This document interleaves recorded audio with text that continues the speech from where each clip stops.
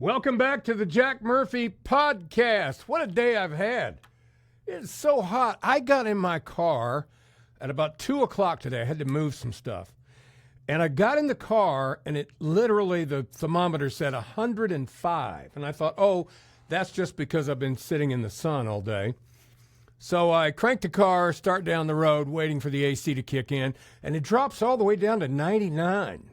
I mean, it is so hot, so humid, it's outrageous. You don't need to be outside at all today. I mean, I was swampy in places I don't want to talk about. Well, I did a little walk this morning, and by the way, on my walks now, I go at daylight. We're in the park when it opens at 6:30, and it's still hot, very hot and humid by the time we're finished. But I did a little reel this morning about the Epstein list because I'm sure, just like me and everybody else, you were stunned. Because half of America wanted the Epstein list to come out and take down the Clintons, Bill Clinton, and some Democrats. The other half wanted it to come out and take down President Trump. But now we don't get the pleasure of either one. Because apparently they're trying to get us to believe there is no Epstein list. Come on now. Does anybody buy that? Nah, I don't buy that. They put that in the same file as they did the JFK assassination papers, I bet. Yeah, I don't buy that for a minute. Now, my theory, I said this on my reel that I posted this morning on my walk. My theory, and I didn't develop this theory, I heard it years ago, was that Jeffrey Epstein is a spy, or was a spy.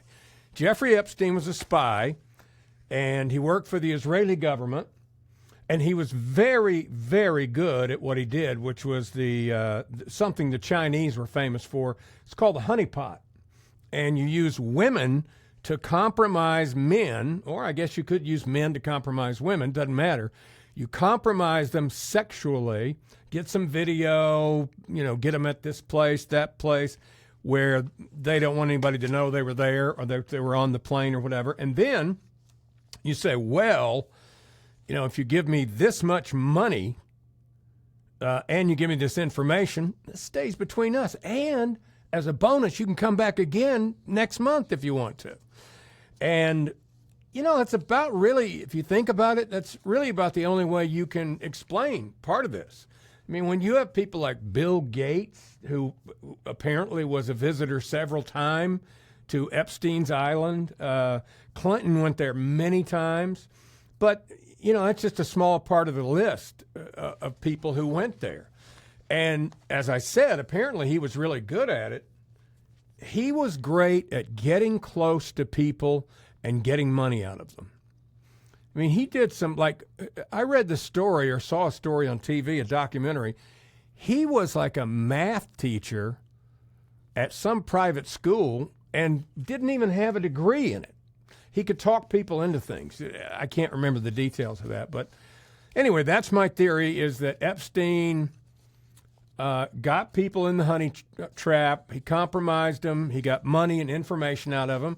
And eventually, he got too many people in the honey trap, too many powerful people. And they decided that, hey, we got to get rid of this guy. He can take down everybody. And, of course, then he committed suicide. And apparently the videotape was out that night. Remember? They tried to get us to believe that too. Not for a minute am I buying it.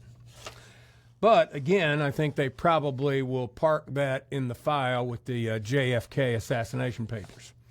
Now, earlier today, the USDA, the United States Department of Agriculture, announced a big plan against Chinese bioterrorism. Well, we already had COVID. I mean, could it get worse than COVID? Our government wouldn't even admit that the Chinese gave us all the COVID, that it was made into Wuhan. Oh, maybe because we paid or we helped pay to have it made at the Wuhan lab in China, and then it got out and went all around the world, caused millions of deaths, trillions in economic damage, and made millions more incredibly sick. It was just terrible. But now they're going to stop the Chinese from controlling U.S. land and food processing. Now, some years ago in North Carolina, where I live, there was a giant pork processor. North Carolina, I think, is number 2 in the nation at raising hogs and processing pork. And there was a giant company called Smithfield Foods that operated in North Carolina and Virginia, and the Chinese bought it. Yeah, they bought it. And I was a regular customer. I like my bacon. And I used to buy Smithfield thick cut, hickory smoked or cherry smoked. I don't remember. I don't care if it's smoked or not. I just want that bacon. But I used to buy the Smithfield brand. It's very, very good. And, when it first was announced that they were going to take it over, I thought, I don't know if I want to eat that bacon anymore, But a few times I went to the grocery store and I forgot, and I bought Smithfield. It didn't taste any different. I didn't feel like they were trying to kill me with the bacon will kill you, but that's not China's fault. But I'm a little leery of China buying up all this land next to these military bases. They steal everything, technology, plans for airplanes. They really do. Any company that's operated over there for any period of time will tell you they will rob you blind. So I think it's probably a good idea to at least keep them from owning land right next to our secret military stuff. Probably not a good idea. Let me put it this way. I don't think they would allow us to buy land in China next to their military bases. What do you think? That's right, they wouldn't. So why should we? Because we've been stupid for too long. But apparently they're going to put a stop to that. Now, at the end of the podcast today, ladies and gentlemen, I have some of the greatest news, best news that you've heard in 20 years. Now, that may sound like hyperbole, I know, but it's not. I actually have some of the best news you've heard in 20 years. I'm going to share it with you in just a few more minutes of the Jack Murphy podcast. By the way, if you haven't liked this video yet, why not? It's been a good video. Huh? And you should probably subscribe so you get notified and you don't miss a video going forward. Now, if you want something with a little more meat on the bone, a little more fact and detail, go over to our other YouTube channel. It's called History City. You can find it on YouTube, and there's already almost 10,000 people subscribed to History City. We've got all sorts of great stuff, documentaries about Oppenheimer. We're producing one right now about the JFK assassination. It's going to be real good. But we go into the origin of hit songs and bands and all kind of great stuff. History City, check it out. So all my life, have been a big fan of the movies. It started in my little hometown, Cedartown, Georgia, at the West Theater. My mom or dad would drop me off on usually Friday night. And back then, I think whatever movie my first experience with that was like in elementary school. We'd go on Saturday morning and you'd pay like 25 cents. And for 25 more cents, you'd get a big thing of popcorn and a Coke. And they would show a lot of Disney movies and cartoons. There'd always be a dog that got lost and he wound up on the river on a log and got washed downstream. And at the end, they always find the dog. But I would go every Saturday. And then as I got older, my mom or dad would drop me off on Friday night for whatever movie was playing.